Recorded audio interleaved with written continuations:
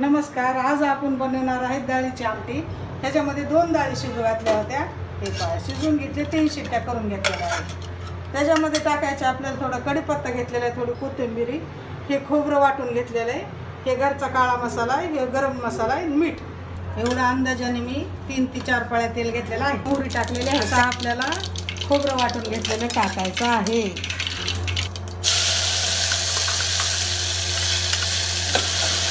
कढीपत्ता टाकलेला आहे. आमटीसाठी थोडी हळद लागते, कारण आमटी पांढरी दिसू नये म्हणून. टाकणार आहोत आपला घरचा मसाला, गरम मसाला, 1 चमचा मीठ घेतले. आता हे आपण डाळ शिजून घेतलेली होती. हे आपल्याला 10 मिनिटं एकदा ह्याला उकळी येऊन गेली ही आमटी आपली तयार झाली खाण्यासाठी.